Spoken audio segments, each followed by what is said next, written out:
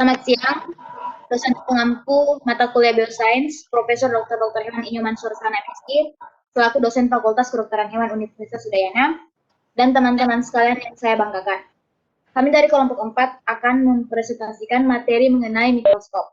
Adapun anggota dari kelompok 4, yang pertama, Katarina Diana Boki dengan NIM 002, Komang Surya Manik dengan NIM 005, Ricky Jainuddin dengan NIM 016, Grace Yureka Aurel Sihaan dengan NIM 020, saya sendiri Junita Masulona dengan NIM 026, dan Monika Hetaria dengan NIM 034. Baik, untuk mengefisiensikan waktu yang ada, saya persilakan kepada Saudari Monik untuk mempresentasikan materi yang pertama. Baik, terima kasih untuk Junita. Di sini saya akan menjelaskan terkait sejarah mikroskop dan pengertian mikroskop. Menurut sejarah, orang yang pertama kali berpikir untuk membuat alat yang bernama mikroskop ini adalah Zacharias Janssen yang dibantu oleh Hans Janssen. Mereka membuat mikroskop pertama kali pada tahun 1590. Mikroskop pertama yang dibuat pada saat itu hanya mampu melihat perbesaran objek hingga 150 kali dari ukuran aslinya. Dari penemuan yang dilakukan oleh Zacharias Janssen, temuan mikroskop saat itu juga mendorong ilmuwan lain seperti Galileo Galilei untuk membuat alat yang sama. Bahkan Galileo mengklaim bahwa dirinya sebagai pencipta pertama yang telah membuat alat ini pada tahun 1610. Galileo menyelesaikan pembuatan mikroskop pada tahun 1609, dan mikroskop yang dibuatnya diberi nama yang sama dengan penemunya, yaitu mikroskop Galileo. Mikroskop jenis ini menggunakan lensa optik, sehingga disebut mikroskop optik. Namun secara teoritis, panjang gelombang cahaya ini hanya mencapai sekitar 200 nanometer. Oleh sebab itu, mikroskop berbasis lensa optik ini tidak bisa mengamati ukuran di bawah 200 nanometer. Setelah itu, seseorang berkebangsaan Belanda bernama Antony van Leeuwen pada tahun 1632 sampai 1723, ia terus mengembangkan pembesaran mikroskopis, dan ia dikenal sebagai bapak mikrobiologi karena telah menemukan dan menciptakan mikroskop. Pengertian mikroskop sendiri yaitu alat optik yang terdiri dari gabungan lensa-lensa yang membuat objek kecil yang tidak terlihat oleh mata biasa menjadi terlihat besar. Selanjutnya akan dijelaskan oleh rekan saya yaitu Ricky. Baik, selanjutnya. Perkenalkan, nama saya Ricky Jainuddin dengan NIM akhir 016. Yang pertama ada mikroskop monokuler, yang dimana mikroskop monokuler ini adalah jenis mikroskop yang hanya memiliki satu lensa okuler saja dan bisa digunakan dengan satu mata. Kegunaan dari lensa okuler ini untuk meningkatkan pembesaran dalam mengamati objek yang sederhana. Namun dengan hanya mampu melihat objek yang sederhana, mikroskop monokuler tidak berguna untuk penelitian yang lebih dalam atau serius. Yang kedua, mikroskop binokuler adalah salah satu mikroskop cahaya yang sering digunakan untuk melihat lebih detail yang kecil di dalam sel. Mikroskop ini memiliki dua lensa okuler, sehingga kedua mata kita bisa digunakan untuk mengamati objek. Selanjutnya akan dijelaskan oleh teman saya. Baik, selanjutnya saya Grace Yureka Aurel Sihaan dengan NIM 2009511020. Di sini saya akan menjelaskan mengenai fungsi mikroskop. Sebagaimana dengan pengertian tentang mikroskop, maka fungsi mikroskop memang tidak jauh dari hal tersebut. Fungsi utama mikroskop adalah untuk memperbesar dan mengamati objek atau spesimen yang mikroskopis atau berukuran kecil yang tidak dapat dilihat dengan mata telanjang. Mikroskop membantu mikrobiologis dalam mempelajari dan mendapatkan informasi tentang ciri-ciri organisme. Materi selanjutnya akan dijelaskan oleh rekan saya.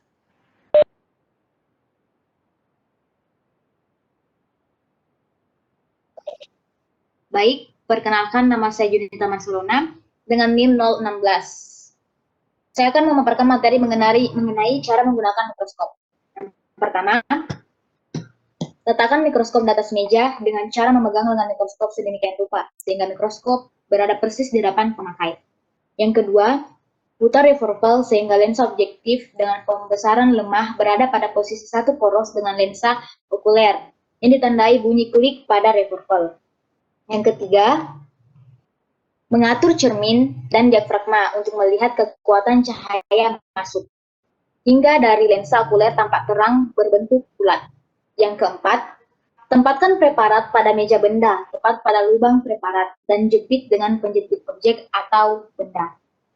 Yang kelima, aturlah fokus untuk memperjelas gambar objek dengan cara memutar pemutar kasar sambil dilihat dari lensa okuler. Untuk mempertajam, putarlah pemutar halus. Dan yang terakhir, apabila bayangan objek sudah ditemukan, maka untuk memperbesar, gantilah lensa objektif dengan ukuran dari 10 kali, 40 kali, atau 100 kali, dengan cara memutar reversal hingga bunyi klik. Apabila telah selesai menggunakan, bersihkan mikroskop dan simpan pada tempatnya kembali. Baik, materi selanjutnya akan dibawakan oleh teman saya. Baik, perkenalkan nama saya Komang Sriamane dengan NIM 20095110005. Yang selanjutnya yaitu komponen mikroskop. Mikroskop terdiri dari dua bagian, yaitu bagian optik dan bagian mekanik. Bagian optik adalah bagian yang membuat proyeksi bayangan benda di mata kita. Bagian optik memiliki fungsi yang pertama yaitu lensa okuler. Memiliki fungsi untuk memperbesar bayangan yang dihasilkan oleh lensa objektif dengan pembesaran benda 5 kali, 10 kali, atau 12,5 kali. Yang kedua yaitu lensa objektif memiliki fungsi untuk memperbesar bayangan benda atau objek pengamatan dengan pembesaran 10 kali, 40 kali, atau 100 kali. Yang ketiga yaitu reflektor atau cermin pengatur, memiliki fungsi untuk memantulkan cahaya ke dalam diafragma. Dan yang terakhir yaitu kondensor, memiliki fungsi untuk mengumpulkan cahaya yang masuk dan memfokuskan cahaya untuk menerangi objek. Selanjutnya akan dijelaskan oleh teman saya. Baik, perkenalkan nama saya Katarina Diana Bukti dengan NIM 20095111002. Di sini saya akan menjelaskan komponen mikroskop bagian kedua, yaitu bagian mekanik. Bagian mekanik merupakan bagian yang berfungsi sebagai penunjang bagian optik. Dan bagian mekanik terdiri dari dan memiliki beberapa fungsi. Yang pertama, tabung mikroskop memiliki fungsi untuk mengatur fokus dan menjadi penghubung antara lensa okuler dan lensa objektif mikroskop. Yang kedua, revolver atau pemutar lensa yang berfungsi untuk mempermudah pengaturan nilai pengamatan sebuah mikroskop. Yang ketiga, penjepit objek atau klip yang memiliki fungsi untuk memegang, menahan, dan menekan kaca objek atau preparat agar mudah digerakkan saat proses pengamatan. Yang keempat, diafragma. Diafragma memiliki fungsi untuk menggaut jumlah cahaya yang masuk. Yang kelima, meja objek yang berfungsi untuk meletakkan benda yang akan diteliti. Yang keenam, lengan mikroskop berfungsi sebagai pegangan ketika mikroskop dipindahkan. Yang ketujuh, kaki mikroskop memiliki fungsi untuk menopang mikroskop agar tetap stabil. Yang kedelapan, sendi inklinasi atau stroke berfungsi untuk mengatur derajat kemiringan mikroskop untuk kemudahan pengamatan. Yang kesembilan, pemutar halus atau mikrometer dan pemutar kasar atau mikrometer memiliki fungsi untuk mengatur kedudukan lensa objektif terhadap objek yang akan dilihat. Yang ke-10, preparat berfungsi untuk meletakkan objek yang akan dilihat di bawah mikroskop. Sekian dari saya akan lanjutkan kepada moderator yaitu teman saya Junita.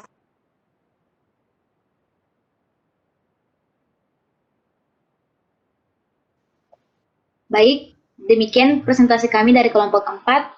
Semoga presentasi yang kami bawakan dapat bermanfaat bagi teman-teman sekalian. Terima kasih, selamat siang.